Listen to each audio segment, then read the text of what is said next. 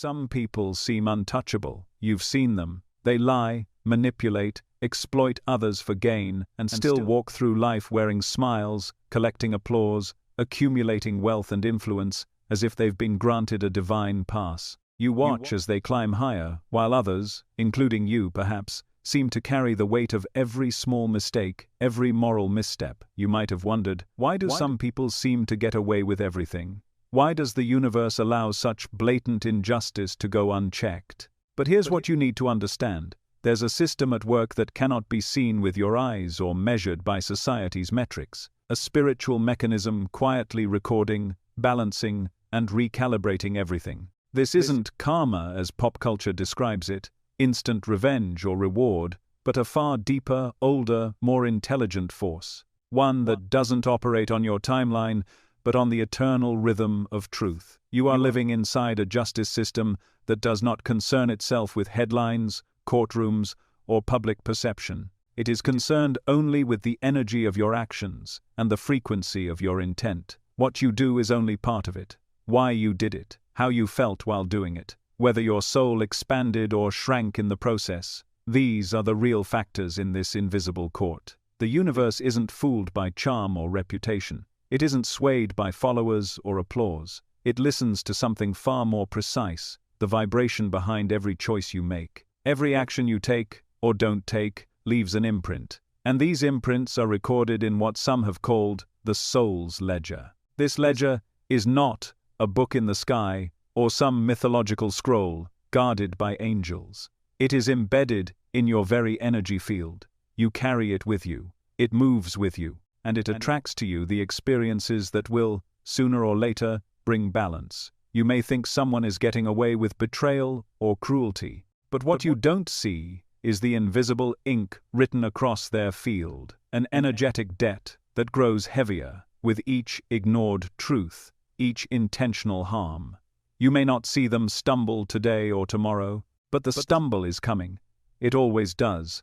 No one escapes the mirror of the universe. What makes this difficult is that human perception is short-sighted. We judge events over months, maybe years, but the universe watches across lifetimes. You're comparing someone's brief highlight reel with your full-length journey. You're measuring fairness through the lens of right now. But spiritual justice doesn't rush. It is patient, eternal, and unnervingly precise. You may not witness the punishment of another, but they will face it, often in silence, often through inner collapse. And by the time it arrives, they'll have no idea it was seeded years before, by the moment they chose to ignore the voice of their own soul. Have you ever met someone whose life looks perfect, yet they seem hollow?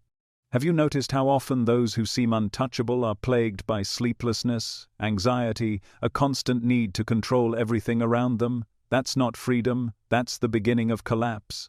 The illusion of untouchability is just that, delusion, and illusions require energy to maintain. The more someone tries to escape the consequences of their energy, the more their soul has to twist, suppress, and contort itself, just to keep up appearances. The universe does not care how skilled you are at lying to others. It only cares how deeply you've lied to yourself, because the soul can't be tricked, and when you betray it long enough, it begins to revolt. Not with fire and brimstone, but with a slow erosion, a spiritual withering. The things that once brought joy lose their flavor. The relationships built on falsehood begin to rot. The success that once felt satisfying begins to taste like ash. That's the punishment, FASBT. Not always dramatic or loud, but piercing in its quietness. Some people spend years wondering why their lives feel empty despite all the things they've achieved. They think it's depression, or bad luck, or just the way life is.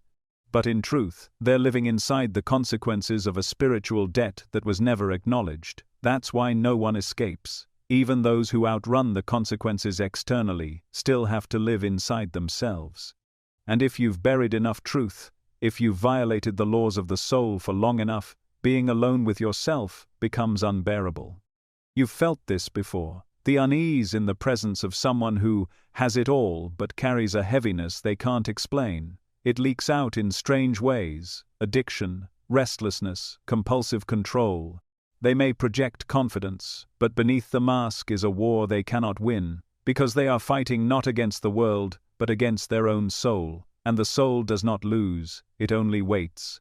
And when it begins to correct the imbalance, it does so through a process that feels like life unraveling. This is not revenge, it is not cruelty, it is a sacred correction. The universe is not interested in punishing for punishment's sake. It is only interested in restoration, returning every soul to the path of truth, no matter how far they've strayed. But restoration often requires collapse. It requires the dismantling of illusions, the exposure of lies, the confrontation of shadows. And for those who have lived on borrowed energy, pretending to be untouchable, that confrontation is devastating. The soul keeps score, not in judgment, but in remembrance. It remembers every time you turned away from your higher self. It remembers when you silenced your inner voice to protect your ego. It remembers the people you used, the truths you denied, the light you extinguished, and it will guide you, whether gently or with force, back into alignment. That is the real justice. And no mask, no success, no manipulation can shield you from it.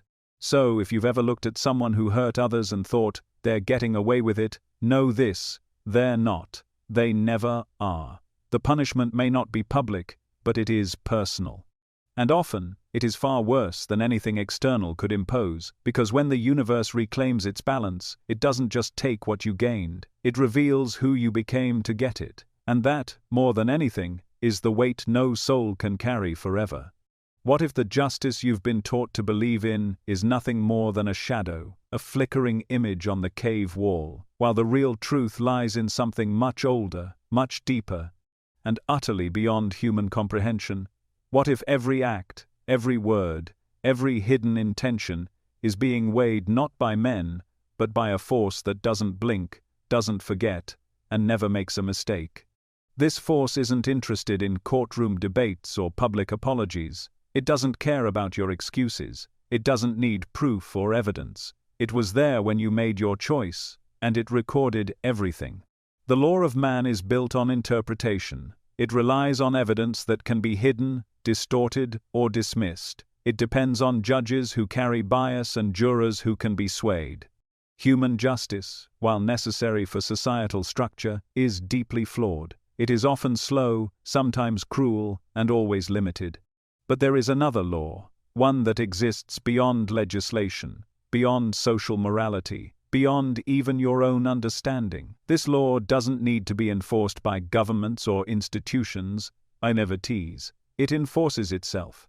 This is the law of divine balance. It is not a man in the sky with a gavel. It's not some supernatural judge waiting to smite you. It is more elegant than that, more patient. It is a sacred design woven into the very fabric of reality. Call it karma. Call it universal cause and effect. Call it the echo of your soul. It doesn't matter what name you give it, calls. It is always working, silently, relentlessly, fairly. There is no escaping it. You may deceive others, you may even deceive yourself, but you will never deceive the law that governs all things. It is impartial to your status, your appearance, or your intentions, if they're hidden. It does not respond to tears or prayers unless they come from genuine transformation. What you do, and why you do it, sends out a frequency. That frequency determines what returns to you. The universe isn't sentimental, it's precise. That's why some people appear to get away with things. They lie, cheat, harm others, and nothing happens, not immediately. But understand this, the delay is not forgiveness. The delay is calibration. The universe never rushes. It waits until the lesson will be most effective, most piercing, most undeniable. And when the correction arrives, it cuts straight to the soul. Because divine justice doesn't aim to punish the body. It's after something deeper. It knows exactly where your fear lives, where your regret sleeps, where your true self was buried. And when the time is right, it strikes with surgical precision. The punishment might not look like a punishment at all from the outside. To the world, they may still seem wealthy, powerful, or admired. But on the inside, something is breaking. Something is rotting. There is a sense of being out of sync with life, as if everything they touch turns cold. The joy they once had becomes unreachable. The people they used to control begin to vanish. Their reflection grows more hollow with every passing year. This is the beginning of spiritual justice. There is no courtroom, no audience, no applause, only the soul, no unto, and the reckoning, because this law never forgets. Every time you choose cruelty over compassion, manipulation over truth, ego over humility, RSAR, the scales begin to tilt, and those scales don't reset with time. They don't reset with apologies spoken only to relieve your guilt. They balance when you have changed at your core. Until then, the pressure builds. And when it reaches its breaking point, the universe doesn't simply correct you, it rebuilds you through loss, confusion, and sacred discomfort. But this isn't cruelty, it's alignment. You see, the universe is not punishing you for who you are, it is showing you who you have become, and that difference, that painful gap, is where the correction occurs.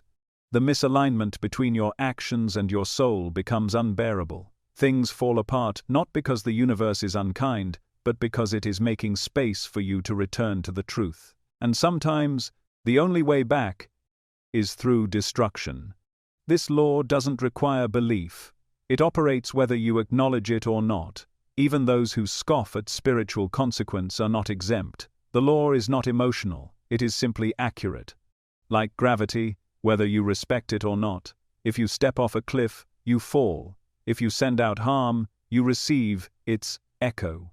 It may come in a different form, disguised as misfortune, illness, heartbreak, or even success that feels meaningless, but it always comes, and it always fits. Because universal balance isn't about revenge, it's about restoration. Every soul enters this life with a blueprint, a map of potential paths based on the choices it might make. The more you deviate from that inner truth, the more intense the correction becomes. If you ignore the small nudges, the whispers of intuition, the quiet discomfort after hurting someone, then the nudges become storms, the whispers become screams, the discomfort becomes crisis. That's not punishment, that's mercy. Because the longer you stray, the harder it is to return, and the universe wants your return more than your comfort. It wants your awakening more than your approval. That's why it's willing to tear your illusions apart. That's why it lets you lose what you thought you couldn't live without, so you can remember who you were before you forgot. Nothing is ever truly forgotten, not by the universe. You may suppress the memory, you may rationalize your behavior, you may bury the truth under layers of noise, distraction, and busyness, but the record remains. And it's not kept in a book, it's encoded in your field. Your body holds it, your energy carries it. The vibration of your life cannot lie, and that vibration is what the universe responds to. So, if you've ever felt like life is punishing you unfairly, ask yourself, what am I carrying that I've never faced? What have I justified, excused, or minimized that may have created an imbalance? Because until you face it, it will follow you. Across relationships, across careers, across lifetimes. But here's the truth that most people never want to admit. You already know what the imbalance is. You've always known. That subtle unease, that voice in your chest that speaks without words, the way your breath shortens when you lie, the way you avoid silence because it gets too loud in there. That's the evidence. That's the echo of the law calling you home. And the longer you ignore it, the louder it becomes. Divine justice isn't waiting to strike you, it's waiting for you to see. Because once you see clearly, the correction begins not with punishment, but with alignment, not with suffering, but with truth. And the moment you return to truth, the punishment ends, not because the universe let you off the hook, but because you finally stepped back into harmony with it. And harmony is always the goal, always. There's a voice inside you, not the one that echoes your doubts or fears, but the one beneath that, the steady, quiet current of knowing. You've felt it before. It doesn't shout, it doesn't beg. It whispers in stillness, nudges you gently when something feels wrong, and fills you with a calm certainty when something aligns. It is your soul, your truest self, and it has only one agenda: truth. To live in alignment with that voice is to live in power. To silence it is the beginning of spiritual collapse. The first violation, the most dangerous, the one from which all others grow, is the betrayal of your own soul. You may not recognize it at first. It doesn't come with flashing warnings. Often, it begins with something small. A choice made to keep the peace, to avoid conflict, to please someone else. A moment where you knew the truth and looked away from it. You tell yourself it's just once, just this time, just until things settle. But the soul keeps count, not in anger, but in accuracy. Every time you ignore your inner knowing, you fracture yourself. You teach your body, your mind, and your spirit that survival matters more than truth, that comfort matters more than integrity, that approval is more valuable than peace. And the more you do it, the more distant that inner voice becomes. Not because it's gone, but because you've buried it under layers of noise. What once felt like clarity becomes confusion. What once guided you effortlessly now seems silent. But it isn't silent. You've just trained yourself not to listen. And the universe, anyone's, it responds, not with lightning bolts or divine wrath, but with alignment unraveling. Things stop working, relationships lose depth, creativity dries up. Your energy becomes harder to protect. You begin to attract situations that reflect your inner betrayal. No sands, people who lie to you, jobs that drain you, paths that go nowhere. This isn't punishment in the traditional sense. It's a mirror. It's life saying, this is what happens when you turn away from who you really are. You may even become successful on the surface. You might build a life that looks impressive. But deep down, you'll know. There will be an ache, a dull, persistent emptiness that no accomplishment can quiet. Because you didn't create that life from truth, you created it from fear, and fear cannot sustain a soul. The smile you wear will feel heavy, the applause will sound hollow, and late at night, when you're alone, you'll feel it, the truth you buried clawing its way to the surface. This is how the unraveling begins, not with external collapse, but with internal corrosion. You start to feel disconnected from yourself, from others, from life. You second-guess everything, not because you don't have the answers, but because you've stopped trusting the one part of you that always knew. The dissonance grows. You become two people, the one who performs, and the one who watches silently from within. The further those two selves drift, the more unstable everything becomes. Eventually, you reach a point where you can't pretend anymore. The mask you wear becomes unbearable, the roles you play start to crumble. And at that point, you're left with a haunting question. How did I get here? The answer is simple. Even if it's painful, you betrayed your soul, not all at once, but in 100 quiet moments. You said yes when you meant no. You stayed when you should have left. You spoke what was expected instead of what was real. And now, you're paying the cost, not through punishment, but through disconnection. The universe doesn't punish betrayal of the soul like a parent scolding a child. It corrects it like a river finding its true course. It will move everything in your life to bring you back to truth, sometimes gently, sometimes violently, but always with the same purpose, mana, to restore you to who you really are. And the longer you resist, the more intense the correction becomes. You might lose things, relationships may fall apart, opportunities may vanish, identities you've clung to might be stripped away, but none of it is random. Each loss is a clearing.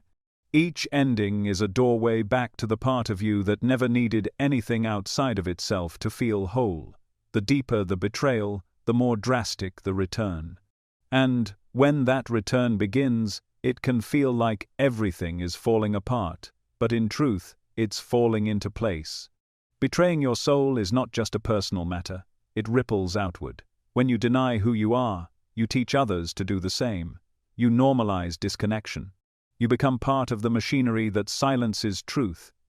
You may not even realize the harm you're causing, because you're so focused on maintaining the illusion. But your energy speaks louder than your words. And if your energy is rooted in denial, everything you create will carry that frequency. This is why the betrayal of the soul is the first and greatest violation. It's the origin of all other violations, because once you've turned against your own truth, you're capable of anything. You'll justify manipulation, you'll excuse cruelty, you'll accept mediocrity, you'll sell your peace for validation, And you won't even realize you're doing it, because you've built a life on top of the lie that you are not enough as you are. But there's another side to this, a truth that can set you free the moment you're ready to face it. That voice inside you, it's still there, beneath the fear, beneath the layers.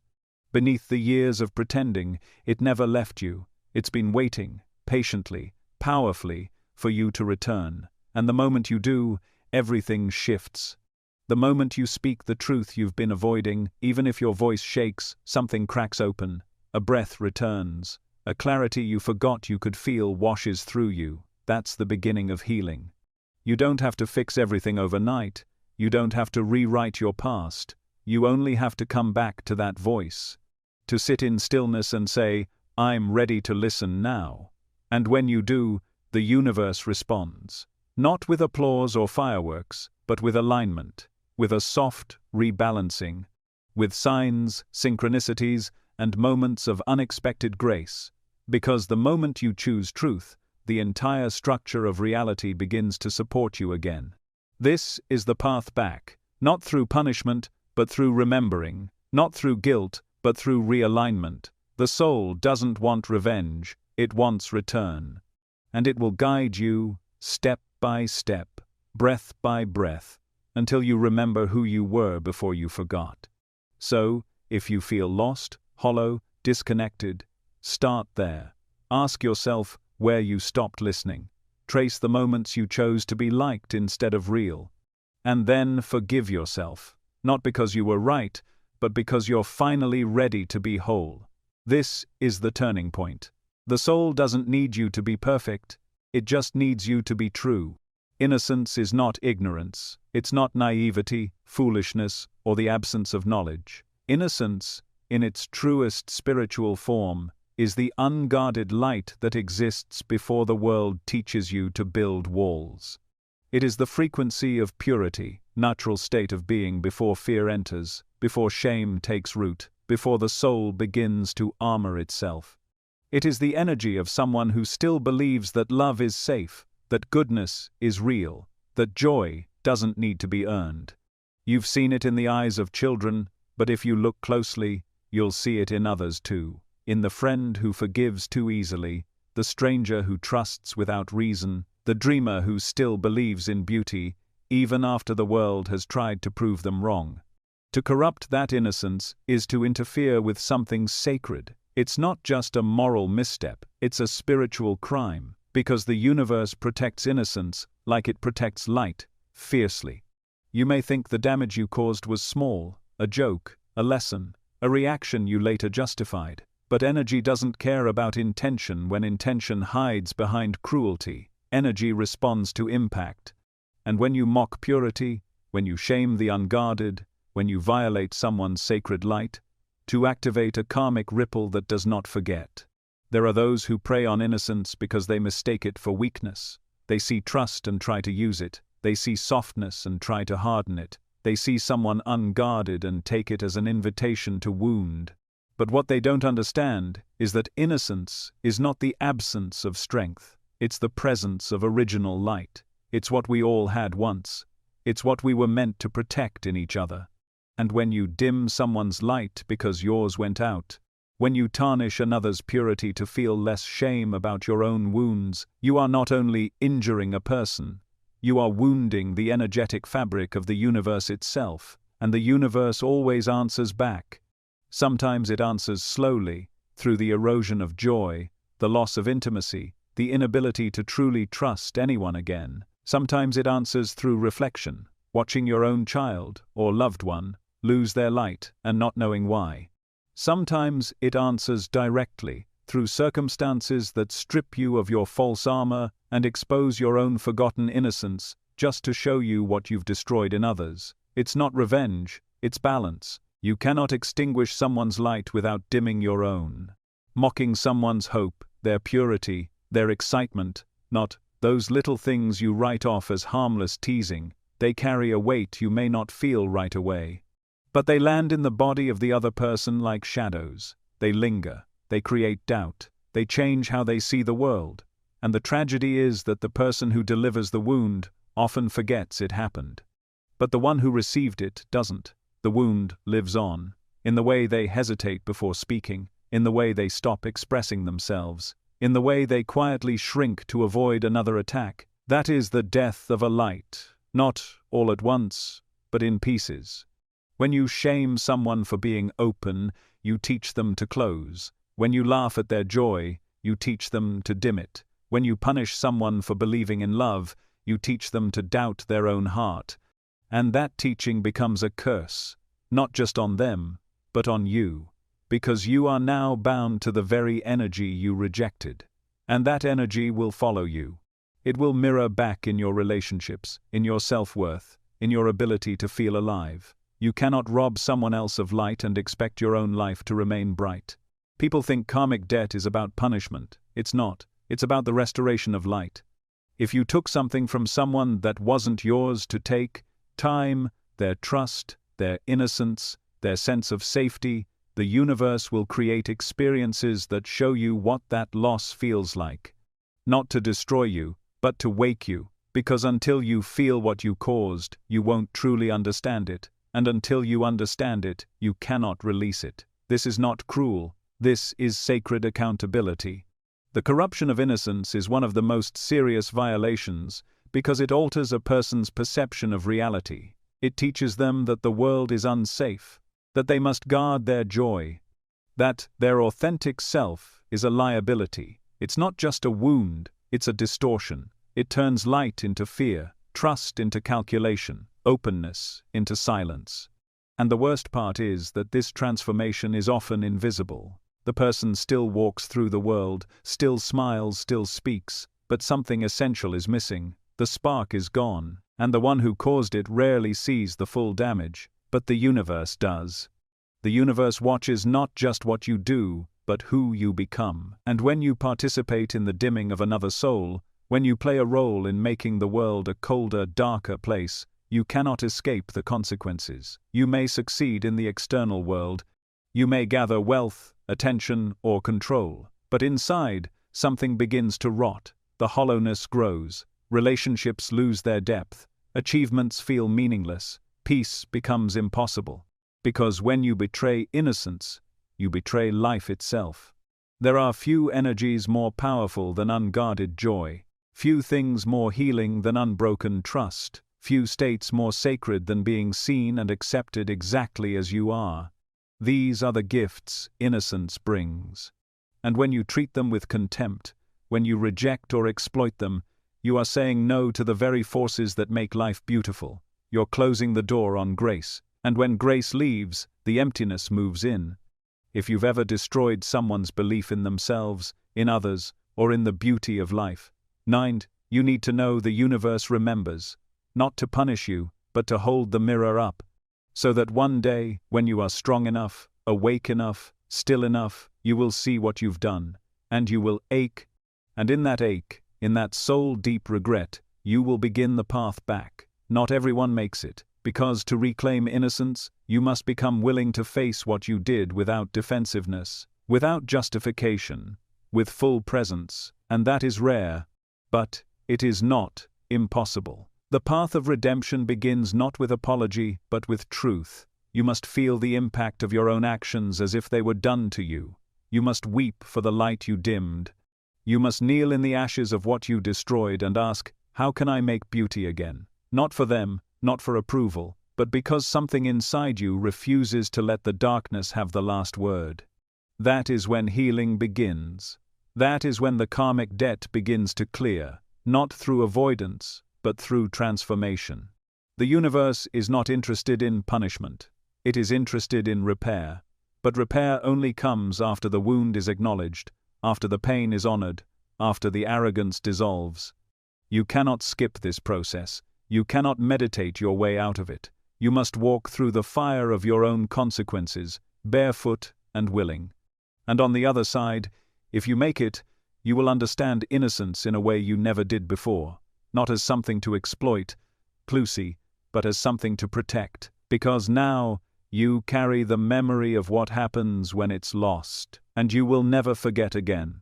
There is a sacred law woven into the fabric of existence, one that protects the innocent, shelters the weak, and honors the unguarded heart.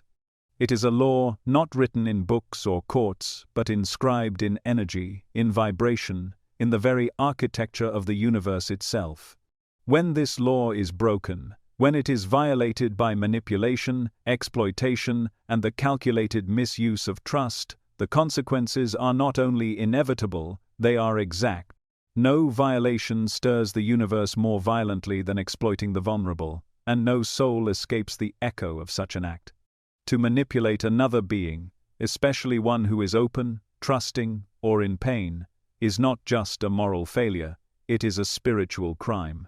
Because to do so, you must first recognize their openness, their need, their willingness to believe, and then, with full awareness, you choose to twist it for your benefit. You turn sincerity into a tool. You convert someone's faith into currency. That is not just exploitation. 9. That is the desecration of something holy. And while you may hide the evidence from the world, you cannot hide it from the field of consciousness in which all things are recorded. Maybe you told yourself it wasn't that serious. Maybe you justified it. You needed the money. You deserved the advantage. They should have known better. You were just doing what you had to do. But the universe doesn't respond to the stories you tell yourself. It responds to energy. And the energy of exploitation carries a signature so dense, so disruptive, that it immediately begins to attract correction, not as revenge, but as restoration, as a balancing act to return harmony where it was fractured. There are many faces of vulnerability. A grieving parent desperate for answers, a lonely soul clinging to hope, a young mind eager to trust, an elder whose clarity has faded, a heart freshly broken. Vulnerability is not weakness, it is sacred exposure, and to stand in front of someone who is wide open and use that opening for gain is to strike at the very core of what makes us human. To profit from someone's pain is to inject distortion into the very current of life. You may not see it immediately. In fact, you might prosper for a while. You might find your bank account growing, your influence expanding, you might feel clever, untouchable. But the seed has been planted. And the energy you took, because that's what it is, theft of spiritual energy, begins to rot inside you. It seeps into your decisions, it warps your perception, and one day, you find that your victories taste sour, your relationships grow shallow, and your soul becomes a stranger. This is the price. You don't always pay it in public, but you always pay it in truth. Using trust as a weapon is among the darkest misuses of human connection. Trust is a bridge between souls. It's an unspoken agreement that says, you are safe here. When you weaponize that, when you turn someone's openness into your advantage, you fracture something not just in them, but in yourself. And what's worse, you become a transmitter of fear. The person you deceived will now carry hesitation into their next relationship. They will guard their light, they will trust less. And that ripple moves outward into the world, dimming what was once bright. You caused that. The universe saw it. You might think you can erase it by doing good things later. That's not how this works. You don't erase spiritual violation with charity. You don't cancel out betrayal with public kindness. Energy doesn't balance that way. You must face it, you must feel it. You must take full responsibility for the wound you created and allow your own soul to burn in the fire of reckoning. Until then, you walk with it, and it walks with you. Sometimes the universe mirrors exploitation back in the most intimate ways. The deceiver is deceived, the manipulator is manipulated. The thief finds themselves stolen from, not always in money, but in peace, in opportunity, in trust. You'll find doors that should open remain locked. You'll chase success and find it evaporates when you get close. You'll try to form deep connections, and they will fail, not because you are cursed, but because the energy you emitted is being returned to you. This is not punishment, it is reflection. You sent out a frequency into the universe, and it responded by matching it. You showed life how you treat others, and life is now treating you the same way. Can you see it? Not out of vengeance but out of order. The universe doesn't hate you, but it will not allow distortion to continue unchecked, because every act of exploitation chips away at the very harmony that makes life sacred. And if you do not recognize the mirror, if you continue to deny the source of your suffering, the reflections will become more intense, the lessons louder, the losses deeper. Until the pain you once ignored in others becomes the only thing you feel in yourself, that is the full return of what you gave. Some of the worst consequences of exploiting others are internal. You begin to lose the ability to feel, to genuinely feel. Joy becomes rare, gratitude becomes mechanical, empathy turns numb. You may still function, still laugh, still make appearances, but inside, there is a growing absence, a coldness, a silence. That is the soul withdrawing, not because it wants to abandon you, but because it cannot operate in an environment of repeated betrayal. And when the soul withdraws, you begin to seek stimulation just to feel alive. You chase extremes. Obsession replaces passion, control replaces connection, addictions develop, and still, you can't fill the void. Because the void was created the moment you chose to take from someone what they offered in innocence. You can't undo that by distraction. You can only undo it by truth. There's still a way back. There always is. But it's not easy. You will have to face what you've done without flinching. You will have to revisit the people you've harmed, not always physically, but energetically. You'll have to feel their confusion, their pain, their collapse. And you'll have to feel it without defending yourself, without justifying, without running. That is the fire of transmutation. And only through that fire can you burn away the residue of what you've done. You'll also have to become fiercely honest, not just with others, but with yourself. You'll need to ask why you did it. What fear drove you to manipulate? What lie you believed about yourself that made exploitation feel necessary? And then, you must forgive yourself. Not to excuse the behavior, but to reclaim the part of you that betrayed your own light. Because no one exploits others unless they have first been exploited internally by their own unresolved wounds. The universe is not cruel. It is exact. It does not punish out of anger. It corrects to protect the balance. And if you have ever used trust as a tool, vulnerability as a shortcut, pain as a platform for gain, you will be met with precision, not to destroy you, but to awaken you, to return you to a state where you no longer have to manipulate, because you no longer believe you are powerless. That's the deepest truth. Exploitation is not the mark of strength, it is the mark of fear, and fear breeds more fear. But when you come back into alignment, when you begin to walk in integrity again, the energy changes, trust returns, light begins to flow, the universe softens, because now, you're no longer taking, you're receiving. You're no longer stealing light, you're becoming it. And that is what this journey is really about. Not avoiding punishment, but remembering who you truly are, before the fear, before the lies, before the games. You are not here to exploit. You are here to protect, to serve, to uplift. The question is, will you remember that before the universe reminds you the hard way? There's a kind of lie that goes far beyond words, the kind that fractures timelines, misguides destinies, and poisons the wells of truth that others drink from. This isn't a casual falsehood or a moment of fear-fueled dishonesty. This is deception with intent, the conscious decision to distort someone's reality, not by accident, but with purpose. And in the eyes of the universe, this is one of the gravest spiritual violations a soul can commit. Because when you intentionally deceive another, you are not just telling a lie, Numen, you are altering their course. You are stealing time. You are diverting them from their inner knowing, replacing clarity with confusion and calling it wisdom. You may think it's harmless. You may convince yourself it was for their own good or for yours.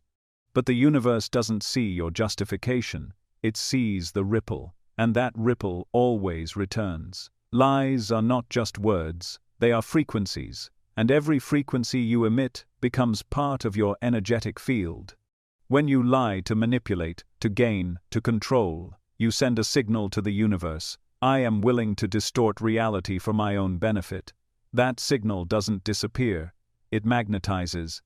It attracts similar distortion back into your life. What you weaponize becomes your weakness. What you twist for advantage eventually wraps around you. But the most dangerous lies are the ones spoken with the appearance of truth. the ones cloaked in good intentions.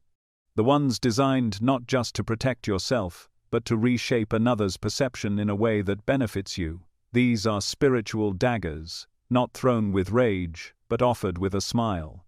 You might tell someone they're not capable so they won't leave you. You might pretend to love when you only want control. You might offer hope you don't believe in, to extract loyalty, obedience, or silence. And while the person may not realize what's been done to them immediately, the soul always knows. There is no greater theft than stealing someone's path. And when you knowingly speak lies that redirect a person's trust, dreams, or decisions, you are trespassing on sacred ground. Each of us is born with an internal compass. It may become buried beneath fear or conditioning, but it exists. It is the soul's map, pointing toward alignment. And when someone begins to follow that map, when they begin to listen to their own truth, they become powerful. Alive, free.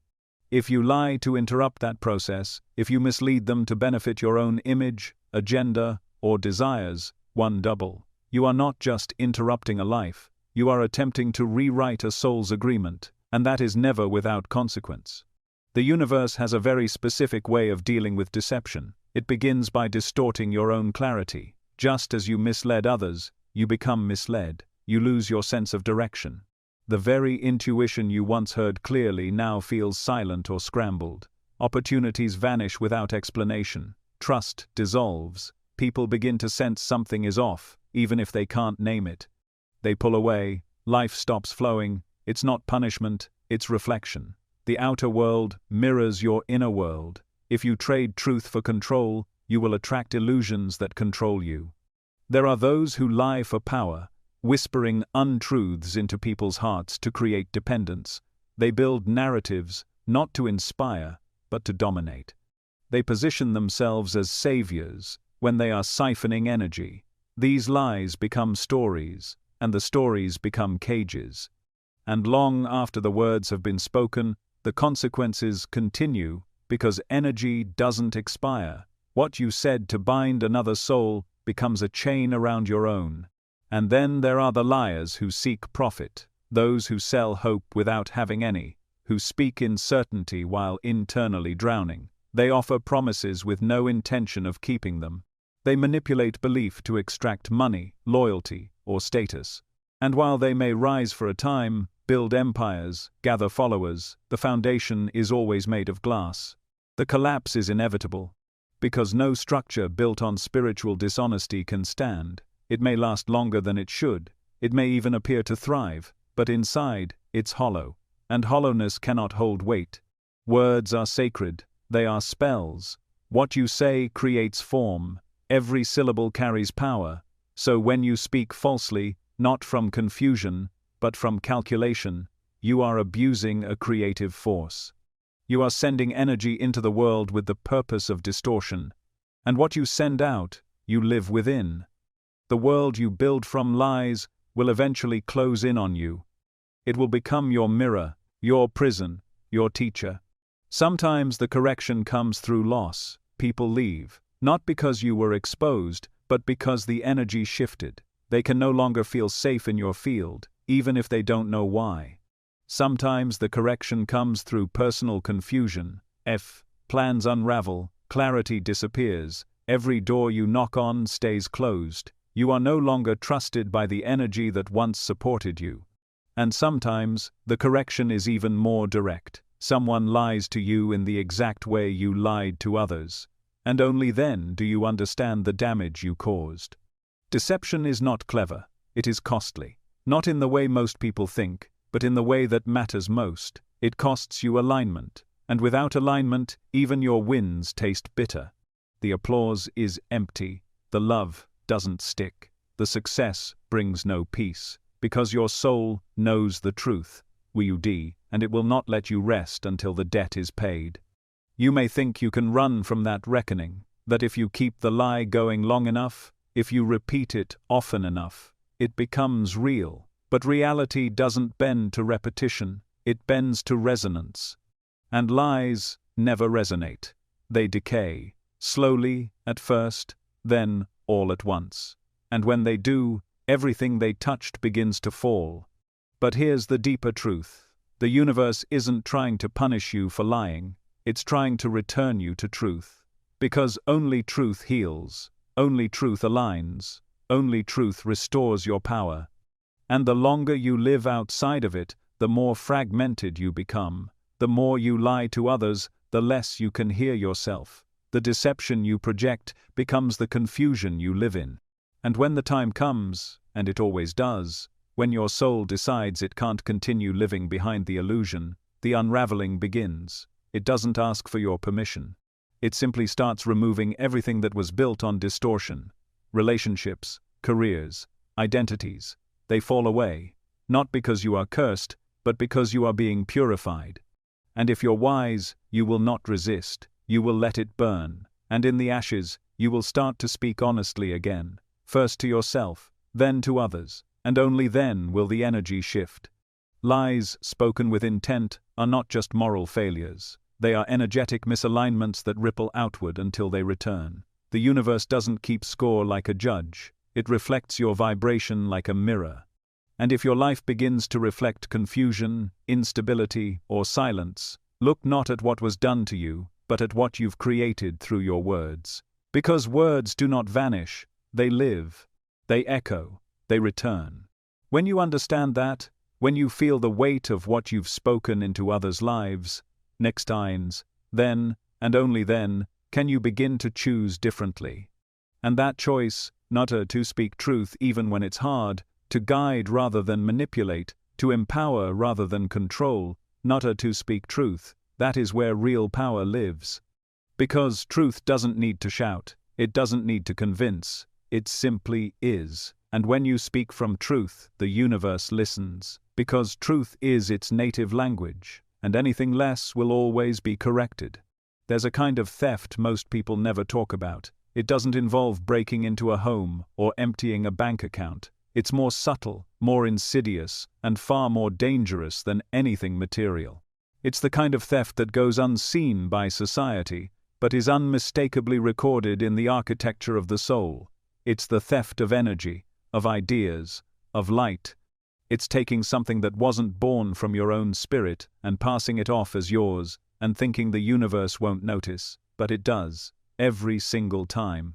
When you take from others what was never meant for you, their inspiration, their essence, their path, without honoring where it came from, you don't just violate them, you violate a sacred order.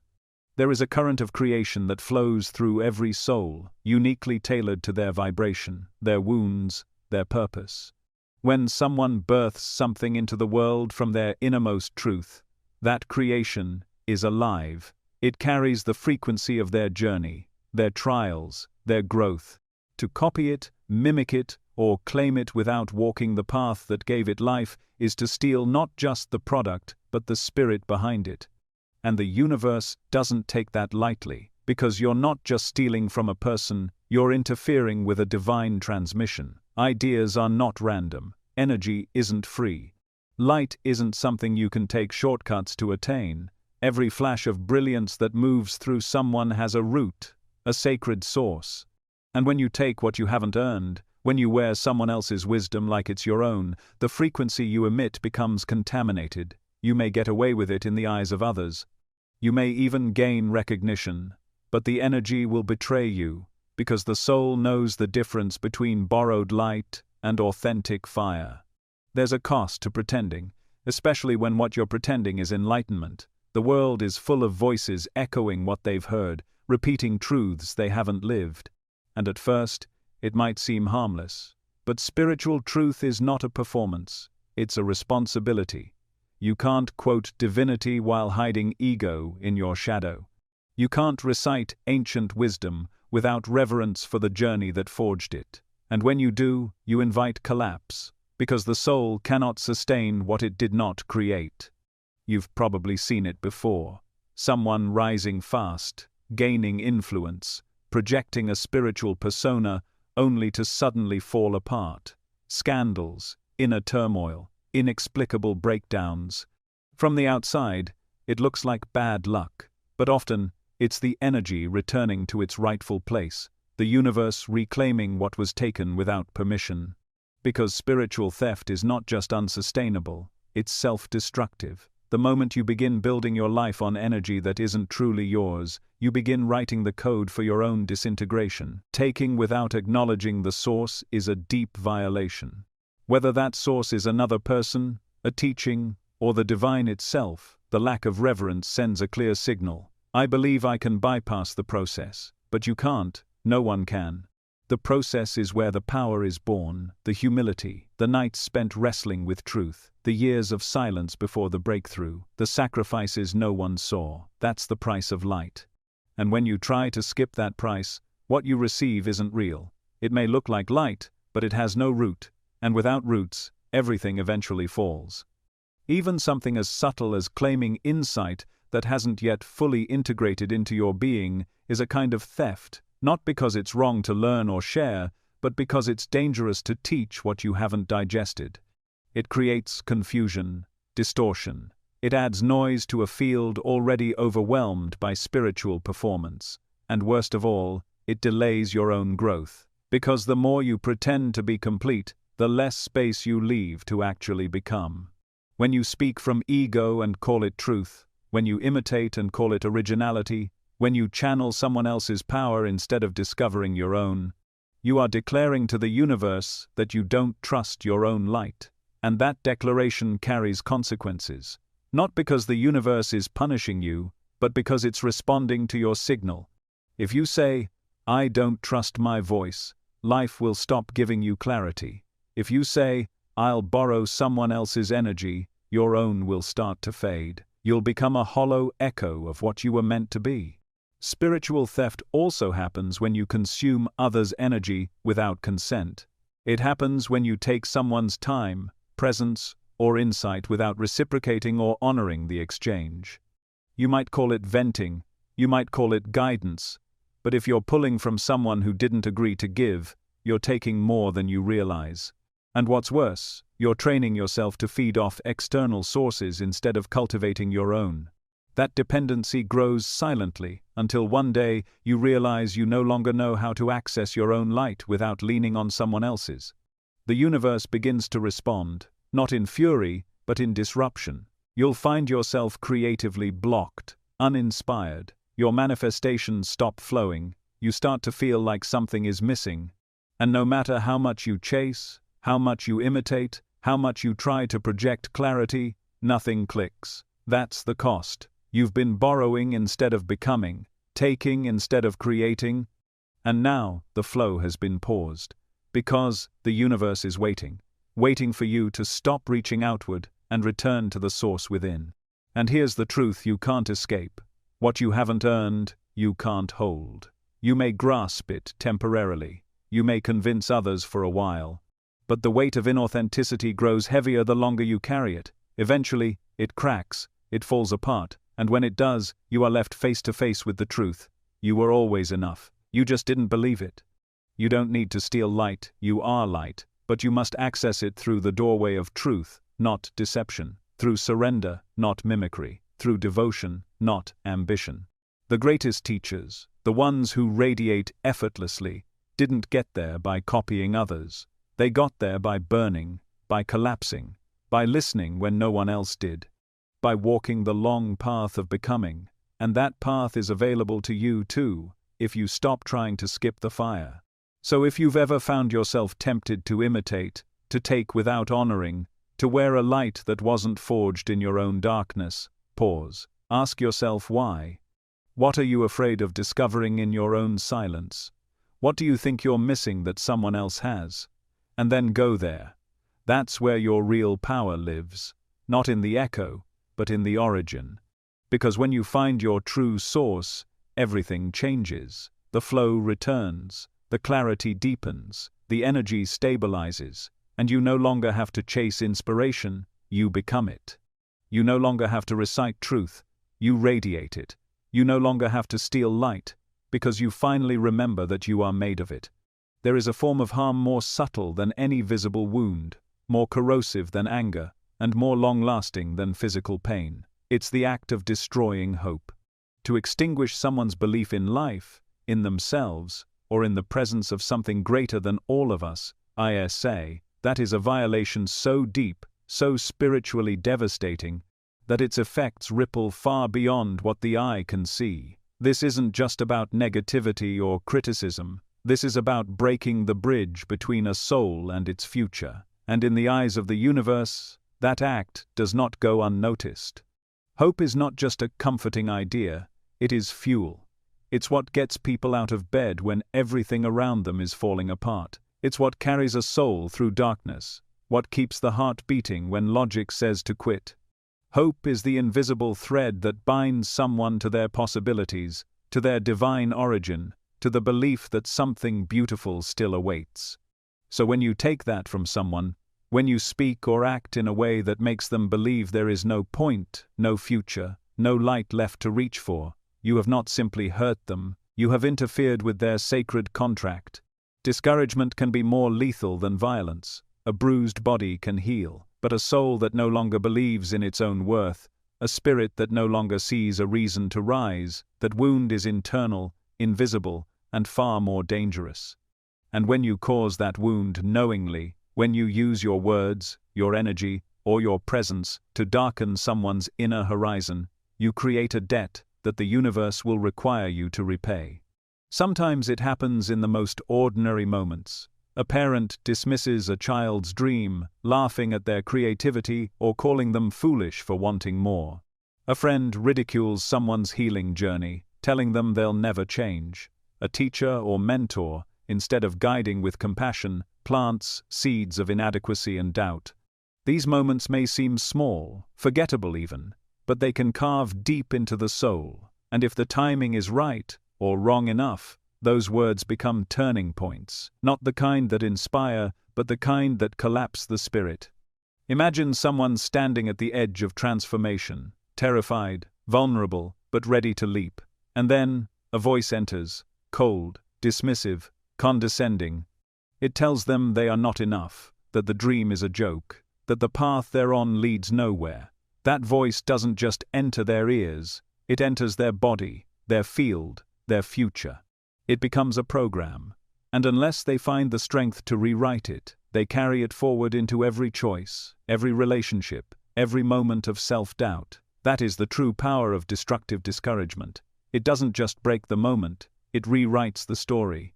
The person who delivers that blow often forgets it ever happened, but the person who received it remembers. Not always consciously, but the energy remains. The next time they try to grow, it echoes. The next time they try to love themselves, it whispers. That voice of destruction isn't just a memory, it becomes part of the internal dialogue, and unless interrupted by healing, it continues to shape their life from the inside out. And the universe sees this. It watches not just what we do, but how we affect the path of another soul. When you derail someone's belief in their worth, their path, or their connection to something divine, you don't just interfere with their present moment. You disrupt their potential. You create energetic interference. You distort what was sacred. And the universe, in its quiet, unwavering balance, begins to return that distortion back to you. At first, it may come as confusion. Your own path becomes unclear. The dreams you once had start to fade, as if the light behind them has dimmed. Then, it deepens. The inspiration that once came easily is gone. You begin to feel unseen, unsupported, spiritually dry. Not because the universe is punishing you, but because you have stepped out of alignment with its highest principle, to expand, uplift, and evolve. When you choose to shrink someone else's light, you cut yourself off from your own. And then the reflection becomes personal. You may watch someone you love lose their way. You may witness your own child, friend, or partner wrestle with self-doubt you once inflicted on others. You may feel helpless as they echo back the very discouragement you once sowed. That is not coincidence. That is energy returning. That is the sacred mirror turning toward you. There is a special weight to the destruction of spiritual hope. When you tell someone that life is meaningless, that God doesn't care, that their prayers are foolish, you are not being realistic. You are becoming an agent of despair. And despair is not neutral. It is infectious. It spreads like smoke in the lungs of those who are already struggling to breathe. When you extinguish someone's hope in the divine, you sever one of the most important lifelines a soul can have. And make no mistake, no mistake, the universe remembers. Some people think they are being honest when they tell others to give up. They think they are being practical, helpful even. But truth without compassion is not wisdom, it's a weapon. And when it's used to kill a dream, it becomes a curse. You cannot pretend that realism justifies cruelty. The universe does not weigh your logic, it measures your impact. And if your impact is to make someone believe they are less than what they truly are, that life is void of meaning, that love is a lie, then the very energy you've stolen will be taken from you in return. You may not see it immediately, but the light begins to fade in your own life. You feel it in the heaviness of your thoughts, in the way beauty stops moving you, in the emptiness of success. Because the universe doesn't want your punishment, it wants your awakening, and sometimes the only way to awaken someone who has taken hope from others is to let them feel the world without it. You begin to understand the value of hope only when it's gone, when the days feel grey, when the heart feels dry, when the silence inside you becomes too loud to ignore.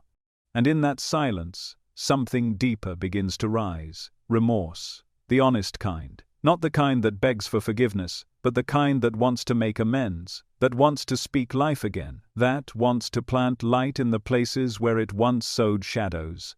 Because that's what the universe is always waiting for: restoration. It doesn't need you to suffer forever, it needs you to understand. And the moment you do, the moment you realize what your words, your energy, your presence took from another soul, is the moment healing begins. Not just for them, but for you. And if you're willing, truly willing, to reverse the ripple, to become someone who gives hope instead of taking it, then grace returns, slowly, quietly. But it returns. There is no shortcut through this. There is only truth. You must see the damage, feel it, honor it, and then you must choose differently, speak differently, live differently. Be the person who lights the candle instead of blowing it out. Be the voice that says, "You matter," when the world says otherwise. Be the reminder that hope is not foolish, it is essential. Because one day, you'll meet someone standing where you once stood, on the edge of belief, unsure whether to keep going. And in that moment, your words will matter, your energy will matter. Your presence will either be a lifeline or a weight, and the choice will be yours. The universe will know what you chose, and so will you. Power is not inherently evil. In fact, it's one of the most sacred responsibilities a soul can carry. Real power, the kind that moves nations, leads families, inspires movements, is a divine trust. It's given so that it may be used to lift, protect, guide, and serve. But when that power is misused, when leadership becomes a mask for control, when authority is used not to elevate others but to feed the ego, the consequences reverberate across dimensions. Few violations awaken the response of the universe more intensely than the abuse of power, because in that act, you not only betray others, you betray the sacred role your soul agreed to hold. Leadership without love is hollow. It might look impressive, it might command attention, but without love at its core, it becomes dangerous. Love is what grounds power in integrity. It is what prevents ambition from turning into tyranny. Without love, leadership mutates into something else: manipulation, control, manipulation. The image remains, but the energy is corrupted.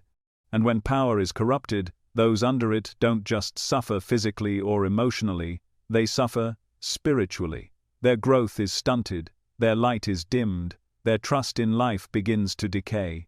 Some people are born into positions of influence, others rise into it through effort, skill, or timing.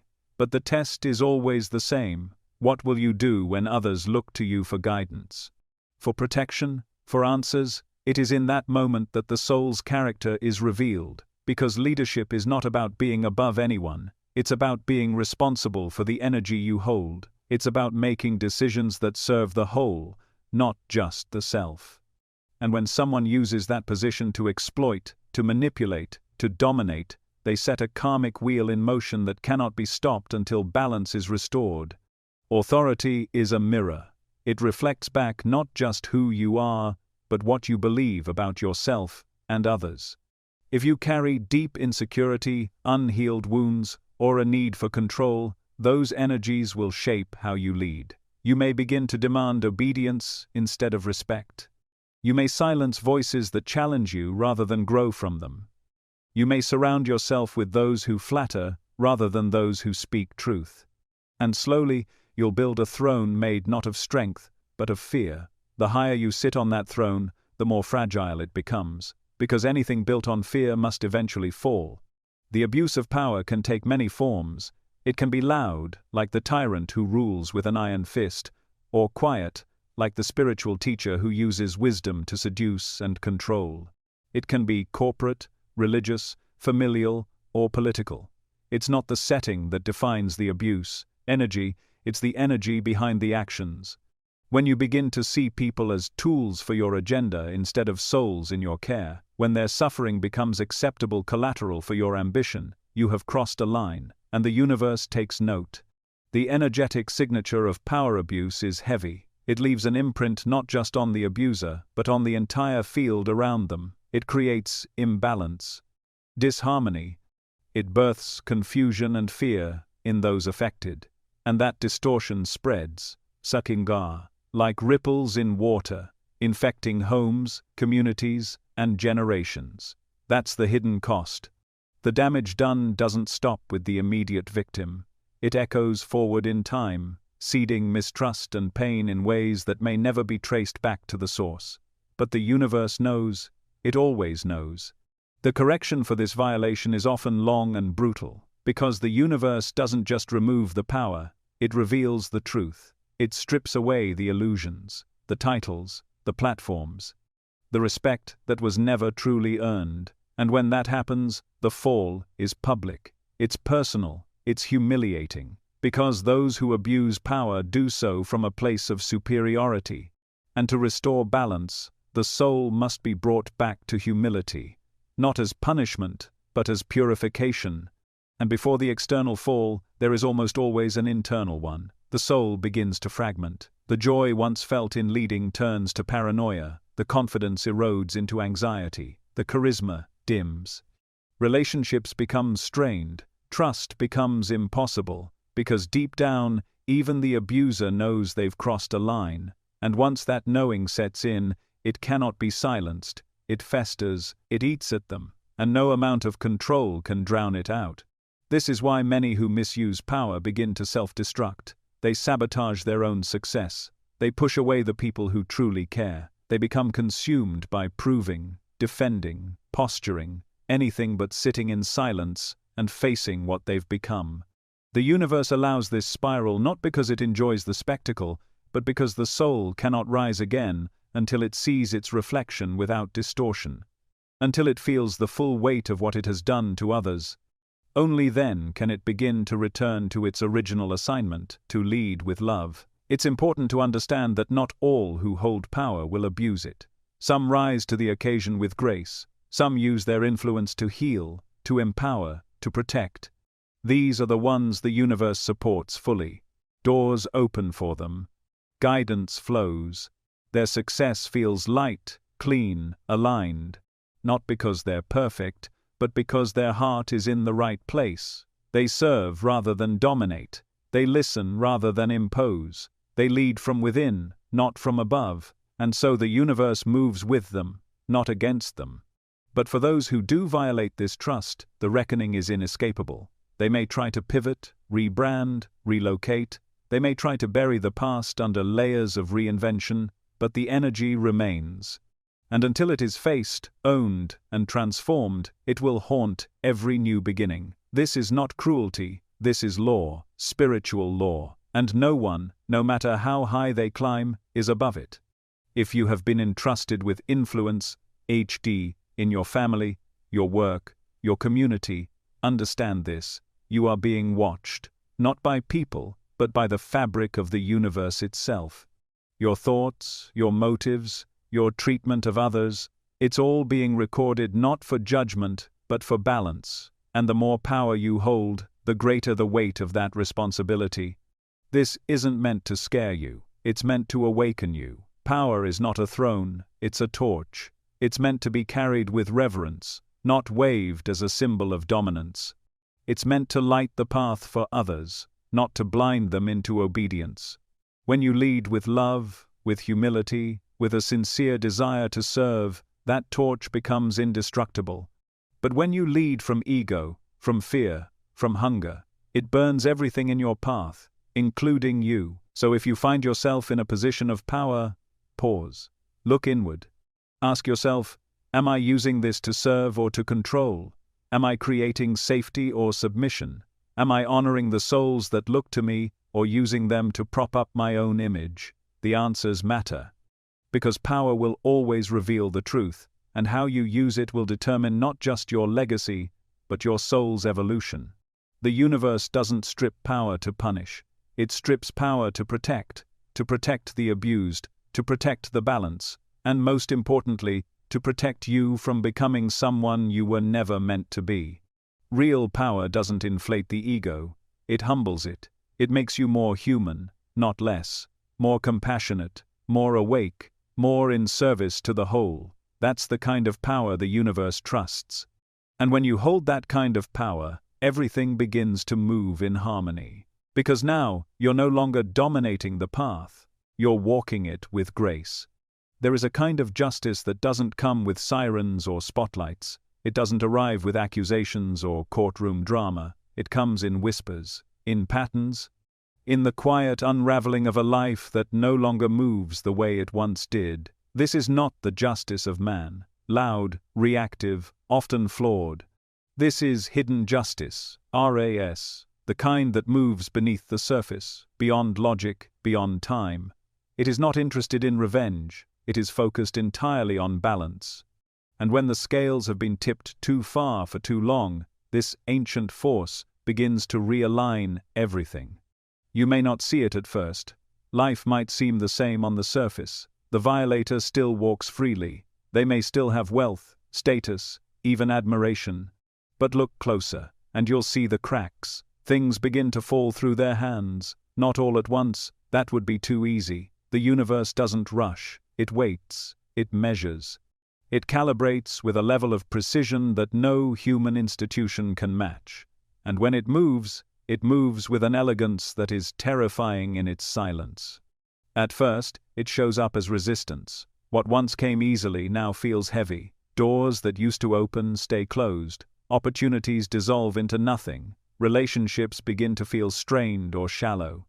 It's as if life has turned slightly, just enough to be noticed, but not enough to be named. The violator may blame others. They may try to push harder, manipulate more, force what no longer flows.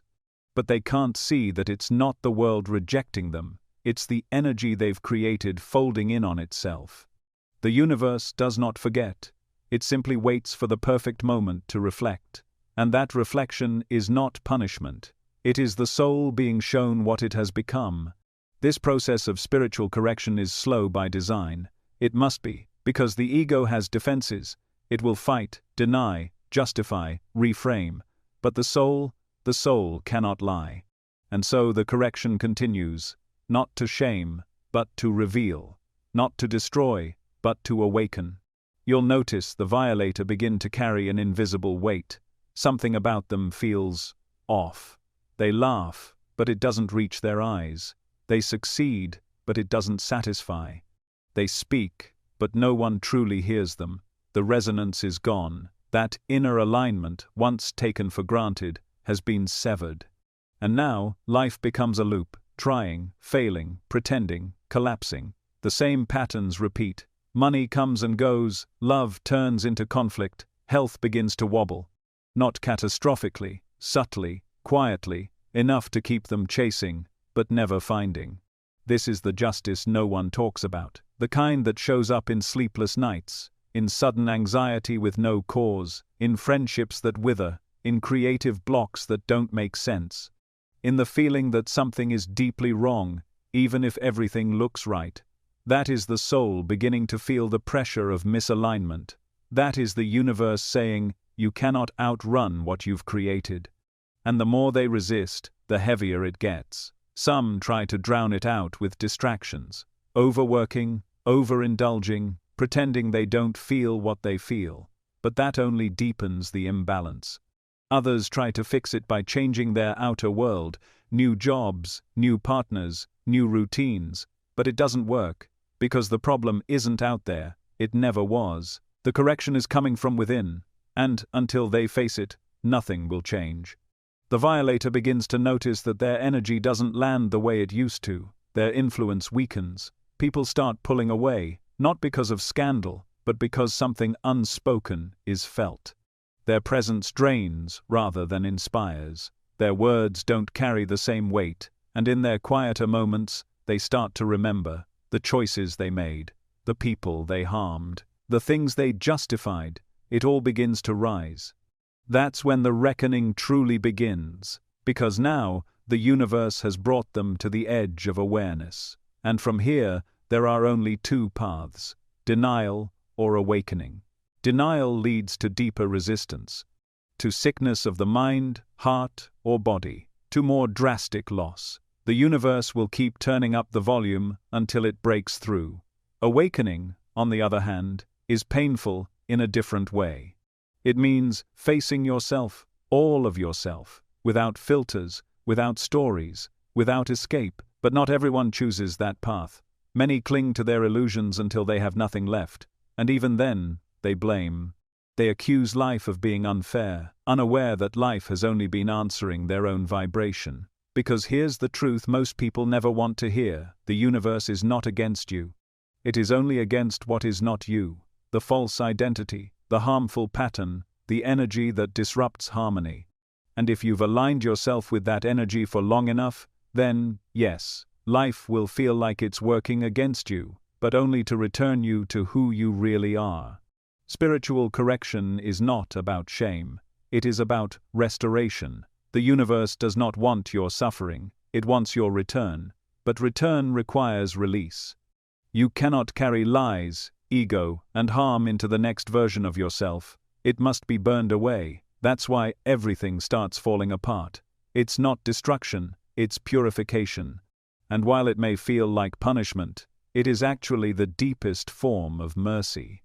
Because to live out of alignment is to live in exile. No amount of success can cover that, no relationship can soothe it, no distraction can numb it forever. Eventually, the soul begins to ache. The ache becomes unbearable. And the only way out is through truth, through humility, through the willingness to see yourself clearly, perhaps for the first time. This is hidden justice, quiet, precise, inevitable. It doesn't strike like lightning, it seeps in like water, finding every crack, every hollow place. And once it fills those spaces, the structure you built begins to tremble, not because you are cursed, but because the foundation was never real. And if you are wise, you won't wait for everything to collapse. You'll listen now, you'll feel what life is trying to show you, you'll trace the patterns of resistance back to their source. You'll ask, where have I lied, taken, ignored, or wounded? What part of me has been out of harmony? And then you'll correct, not because you fear punishment, but because you long for peace. Because once you taste real peace, the kind that comes from deep alignment, you'll never trade it for anything again. The universe isn't trying to ruin you, it's trying to rebuild you, but you have to let it. And the moment you do, the resistance begins to fade, flow returns, the heaviness lifts, opportunities begin to feel magnetic again, and you realize the justice wasn't there to destroy you, it was there to guide you home, always. There is a kind of suffering that doesn't look like suffering at all.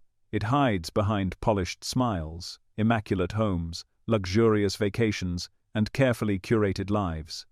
It wears tailored suits, delivers inspiring speeches, and gathers accolades. From the outside, it seems like the dream, a life that many would envy. But underneath that surface is a silence so loud it echoes through every empty room, a numbness that clings to every moment of quiet. This is the curse of the hollow life, a punishment not born from external failure, but from internal misalignment.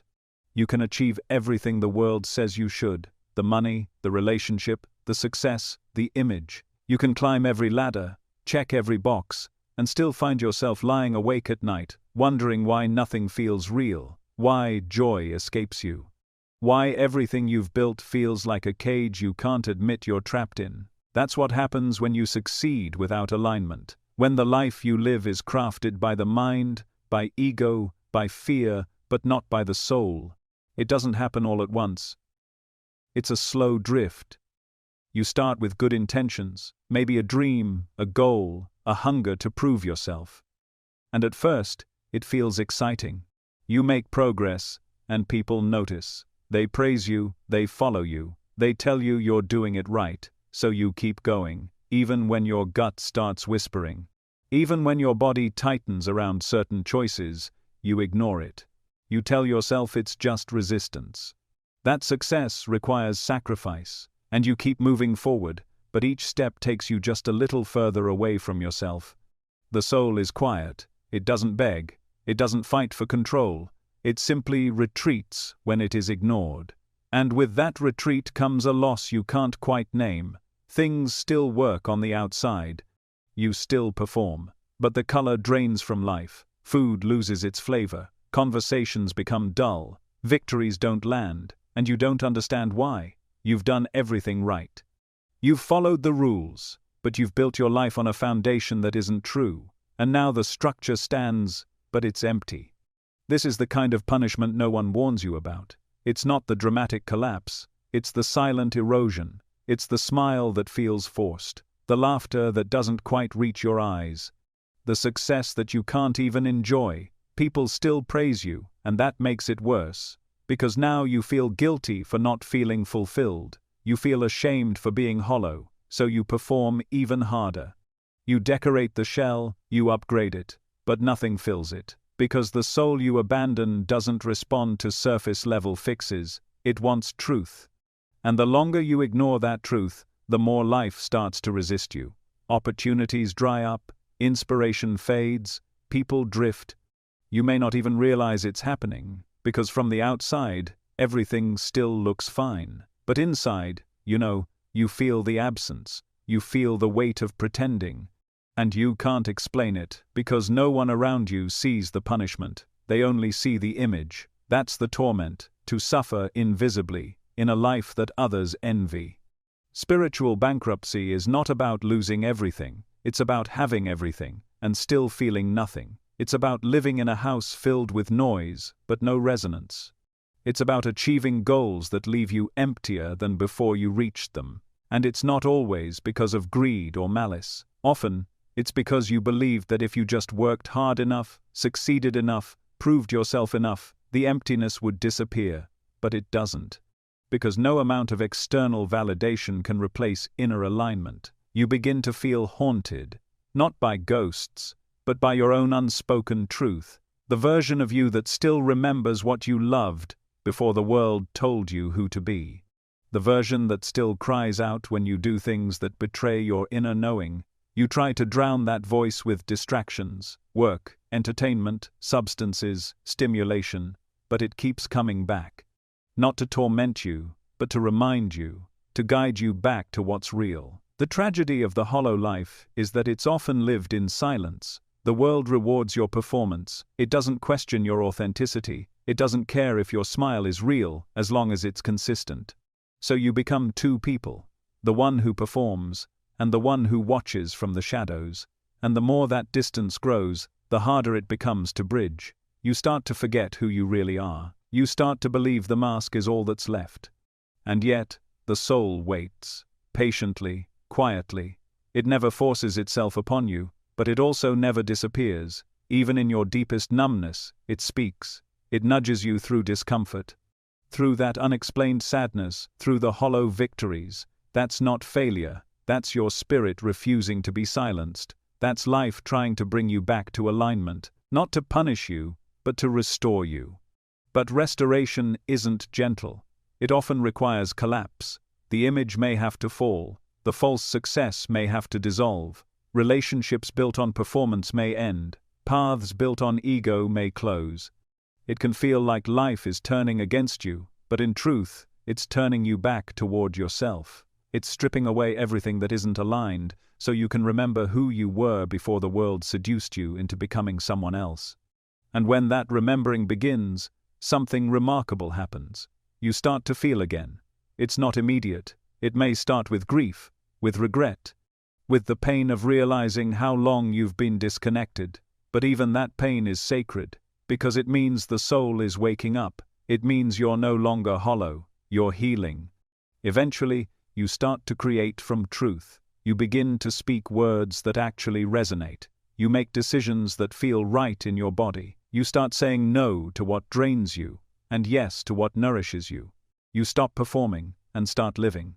And though the outer success may look different, may be quieter, may be slower, it finally feels like it's yours. You're no longer building a life to impress. You're building a life that fits your spirit.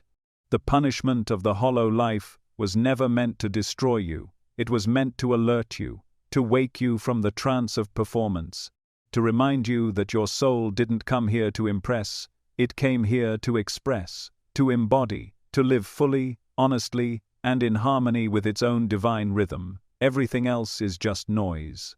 So if you're feeling the weight of success that doesn't satisfy, if your victories feel empty, if you can't find joy no matter how much you achieve, listen, your soul is speaking, not to shame you, but to invite you back to alignment, back to authenticity, back to the kind of life that doesn't just look good, it feels good, it nourishes, it expands, it frees. And that's the real reward, not the applause, not the validation, but the peace that comes when you no longer have to pretend, when your outer life reflects your inner truth, when you wake up and no longer feel haunted, but whole. That is the end of the curse, that is the return to yourself, and that is what the universe was trying to guide you to all along.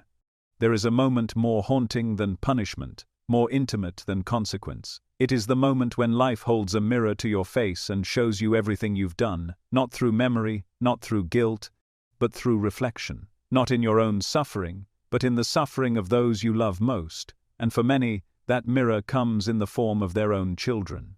The very ones they hoped would escape their fate, the ones they prayed would have a better life, a lighter heart, an easier path. But energy doesn't ask for our preferences, it responds only to truth. And when your truth is out of alignment, the reflection cannot be avoided. This is the most painful kind of karmic return, not when you are the one who suffers, but when you are forced to watch your own energy recreate itself in the next generation. A parent who once silenced others now watches their child grow mute with shame. A mother who manipulated with guilt now sees her daughter manipulated by the world. A father who denied others their worth now stands helpless as his son questions his value every day. The words you once spoke return to you, not through echo, but through living reflection. And in that moment, the pain is sharper than any punishment the universe could have devised. Because there's a particular kind of torment in watching someone you love go through what you once caused. It cracks the heart open in ways that personal suffering never could. There are no excuses when it's your child. No rationalizations when their eyes mirror your wounds. You can't pretend you didn't know, not when you see the same look you once provoked now staring back at you from someone innocent. This is mirror karma, my nice, when the universe doesn't strike you directly, but allows your energy to recreate itself through proximity. It's not vengeance, it's not cruelty, it's the only way some people will ever truly understand the depth of their impact. You might call it coincidence, genetics, or bad luck, but deep down, the soul knows. It recognizes the pattern, the way life loops, the strange familiarity in the pain of your child. And then the questions begin to rise. Why is this happening again? Why does this feel like me? Why can't I protect them from this? The answer is simple, but not easy. You are not watching a punishment. You are watching a reflection. And that reflection is here to awaken what was once asleep in you. Some people will deny this truth their entire lives. They'll blame the world, blame their children, blame external forces. But the truth doesn't need to be believed to be real. It continues unfolding, waiting to be seen. And for those with even a sliver of awareness, the reflection becomes unbearable. Not because the universe wants you to suffer, but because it wants you to wake up. The pain isn't the point. the clarity is. Imagine watching your child crumble under the same emotional weight you once handed to others. Imagine hearing them speak the same lies you told yourself to justify your choices. Imagine them feeling unloved, not because you failed to love them, but because you never learned how to love yourself. These moments aren't just heartbreaking, they are sacred. They are the universe saying, look at what you created, not to shame you, but to show you that the energy you carry does not stop with you. It echoes, it spills, it becomes legacy, and legacies are not always made of gold.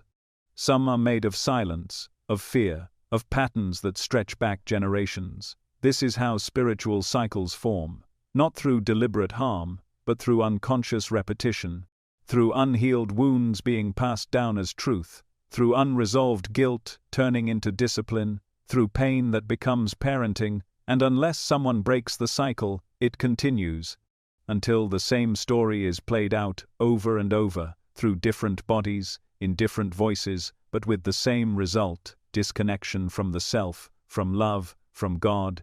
You may think you've escaped the consequences of your actions because nothing happened, no punishment came, no karma arrived. But then, one day, you look at your child and realize they are paying the price you thought you avoided. And that moment changes you, because it's no longer abstract, no longer spiritual theory, it's real, it's personal.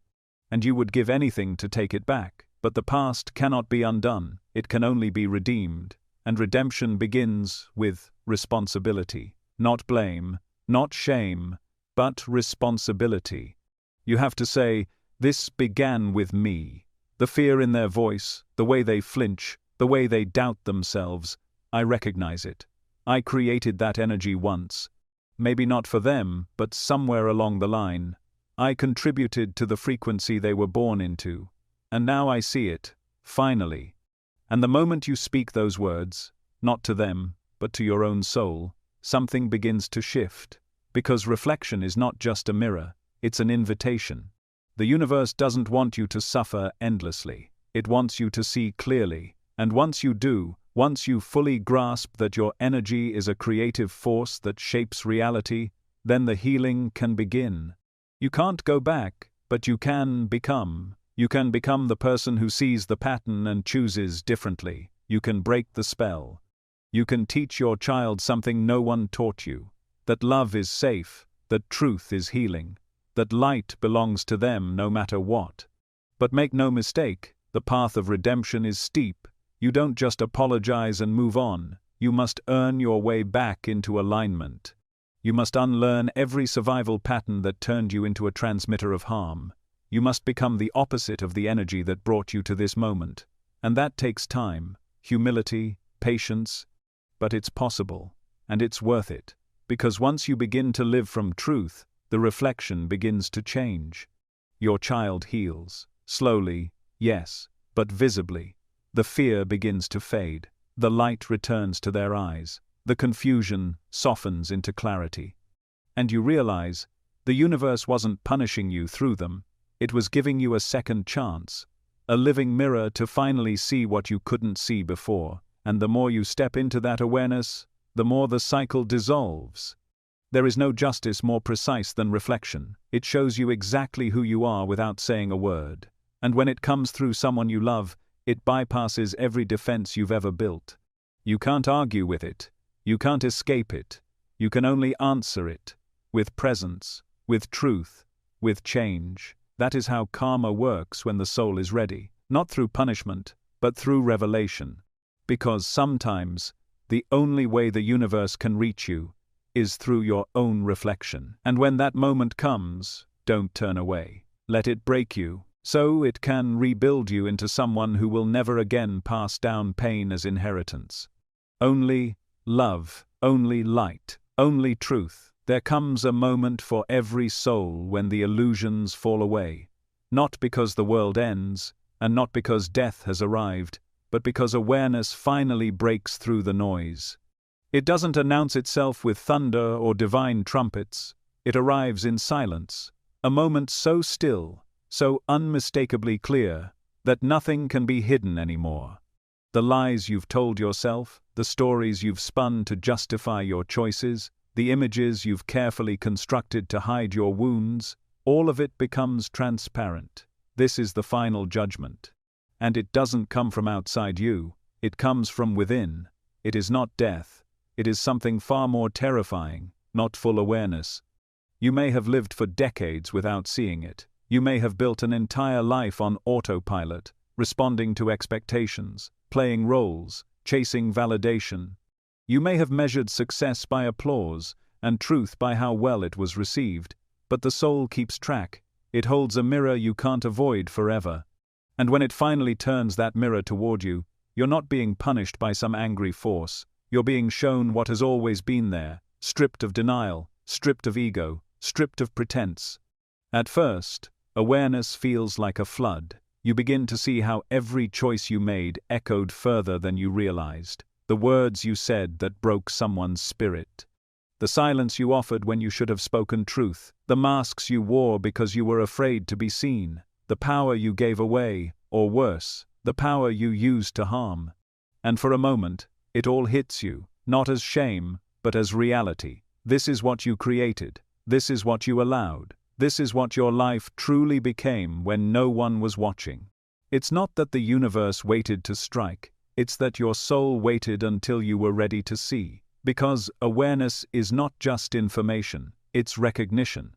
And when that recognition comes, there's nowhere left to run. You can't hide in distraction anymore. You can't numb it with success or bury it under affirmation. What was once tolerable becomes unbearable. The shallow relationships, the false smiles, the emptiness behind your victories, they all collapse under the weight of truth. Not because they were taken from you, but because you finally stopped pretending they were real.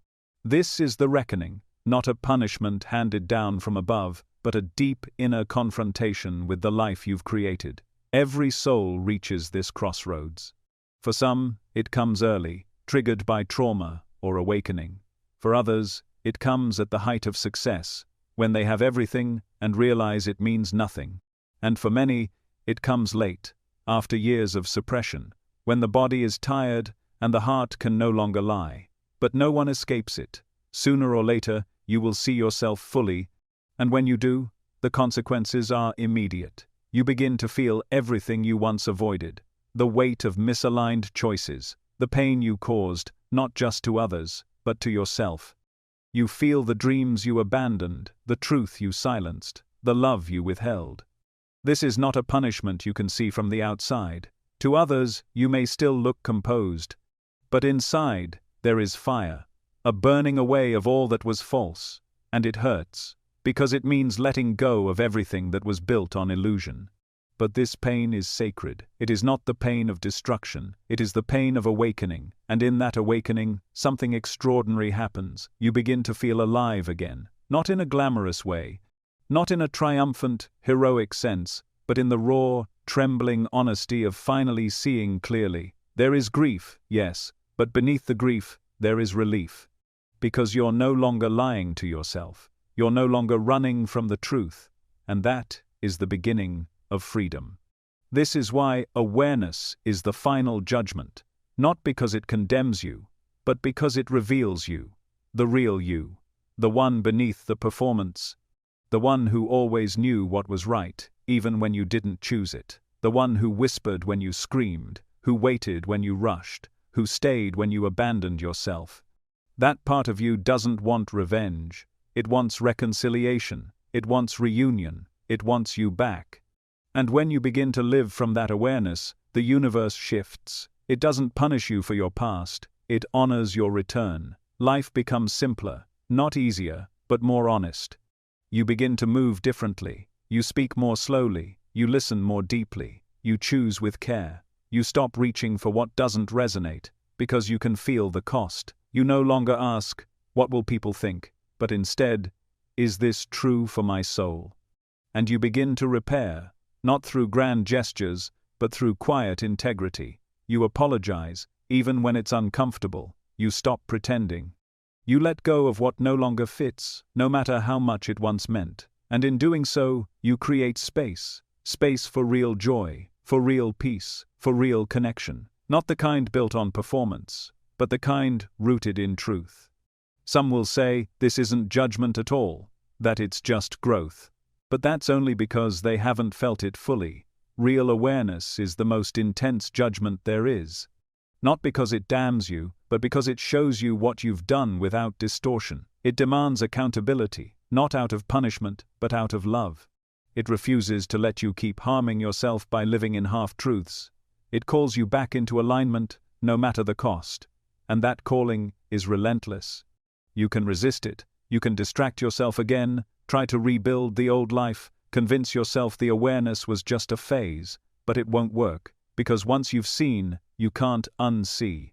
Once you've felt the truth of your own misalignment, you can't pretend it doesn't exist. You can try, but the weight will return.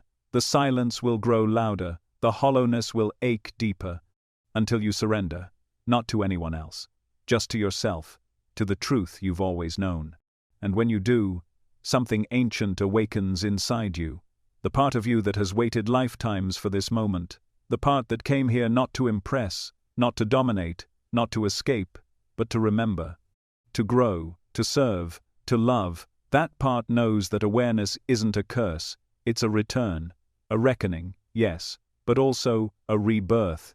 So if you find yourself in the grip of this judgment, don't run, don't fight. Let it break you. Let it show you what you couldn't see before. Let it humble you, cleanse you, soften you. Because this is not the end. It is the beginning of a life that no longer needs illusion, a life that no longer needs performance, a life that can finally be lived with both feet in the truth. Not everyone will understand what's happening to you. That's okay. Awareness is not meant to be understood by the crowd. It is meant to be carried by the soul, silently, sacredly. It's the moment you stop asking the world for permission and start answering only to the deepest part of you. The part that remembers why you came here. The part that never needed anything but truth. This is the final judgment, one and all. Not the end of your life, but the end of pretending. And in that ending, you find everything you were truly seeking all along. Redemption doesn't come with tears. It doesn't arrive just because you feel bad, or because time has passed. It isn't earned through public apologies or hollow promises. Redemption, real redemption, is a soul-level transformation that shatters everything false inside you. It doesn't ask for your words, it asks for your undoing, and that's why so few ever reach it. Because the truth is, redemption is rare. Not because it's withheld, but because it demands more than most are willing to give. It requires a death, not of the body, but of the identity you built to avoid truth. And when that death comes, it doesn't knock, it breaks in. To repent at the soul level is not to say I'm sorry. It is to see, with full clarity, the weight of the harm you've done, not just to others, but to yourself, to life, to the energy that flows through all things. It is to look back without denial, to relive not just the act but the consequence, not through memory but through embodiment. You feel the silence you caused, the trust you shattered, the innocence you broke, not because someone forces you to, but because something inside you refuses to let you look away anymore. And in that moment, there's no ego left, no defense, no convenient narrative about why you did what you did. There's just truth, bare, brutal, undeniable. That's where redemption begins, not with peace, but with fire. A fire that burns through the lies you told to survive. A fire that strips you of every false layer you used to keep your guilt at bay. It's not gentle, it's not clean, it's chaotic, devastating, holy. Because the fire of transformation is not meant to comfort you, it's meant to purify you. And purification is violent to the parts of you that are not aligned with your soul. The selfishness, the cruelty, the manipulation. They can't survive that heat. They scream on their way out. They try to bargain. They try to justify themselves one last time. But the soul doesn't listen. It has no patience for illusions anymore. It wants to be clean. It wants to be free. And freedom doesn't come cheap. It costs you every part of yourself that contributed to the harm. That's why so many choose shame instead of transformation. Because shame is easier. You get to feel bad and still stay the same. You get to wallow in regret without changing anything. But that's not redemption. That's avoidance dressed up as morality. Real redemption changes your behavior. It rewrites your energy. It makes you unrecognizable to the person you used to be. It doesn't just want you to stop harming others. It wants you to become someone incapable of it. And that takes time, humility, stillness. The ones who truly seek redemption disappear for a while. They don't chase validation. They don't try to prove they've changed. They go inward, deeply. They stop performing. They start listening to the pain they caused, to the wisdom they once ignored, to the voice of their own soul that they silenced long ago. And they listen for as long as it takes. Because rushing this process is another form of arrogance. You don't get to decide when you're redeemed. The universe does. It watches you, quietly, waiting to see if the change is real, if the remorse lives in your bones, not just in your words, and if it is real, if you've truly allowed the fire to burn away everything false. The universe begins to respond, not with rewards, but with alignment, with clarity, with peace, the kind you haven't felt in years, the kind that can't be faked. It comes like a soft breeze after a hurricane, subtle, sacred, undeniable, but there's a window, and it doesn't stay open forever. The longer you wait to return to the path, the harder it becomes.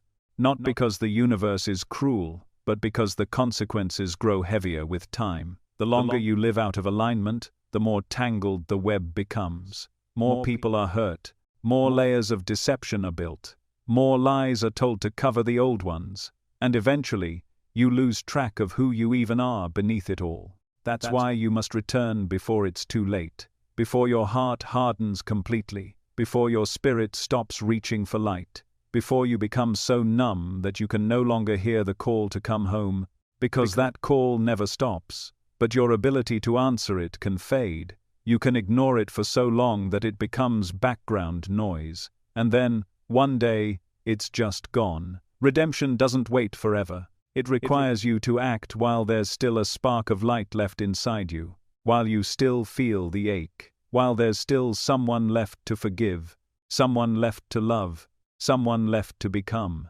And the truth is, you already know if that window is closing. You feel it, in the quiet moments, in the way your joy has dulled, in the way your laughter feels forced, in the way nothing you chase actually fills you. That's your soul begging you to return. Not because it's weak, but because it remembers who you are. You are not your worst action. You are not your shame. You are not the story others tell about you. But none of that matters if you keep running. Because the longer you run, the more you become what you were never meant to be. And redemption isn't about proving you were always good. It's about becoming good now. Through choice, through presence, through action. It starts with one step, one moment of truth. One decision to stop hiding and start healing. You won't be perfect, you'll stumble, you'll grieve the old self as it dies. But if you stay with it, if you keep choosing truth over ego, service over self, humility over image, the path begins to appear, slowly, step by step, and you walk it not to erase the past, but to honor it, to use the pain you caused as fuel for a different kind of life, one where you protect what you once destroyed, one where you speak what you once silenced, one where you become the version of yourself that your soul always knew you could be. That is redemption, rare, costly, sacred, but never impossible. Not if you want it more than you want to be right, not if you're willing to burn for it, not if you still believe that even the darkest soul can find its way back to the light. And if you do, if you truly do, the universe will meet you there. It always does.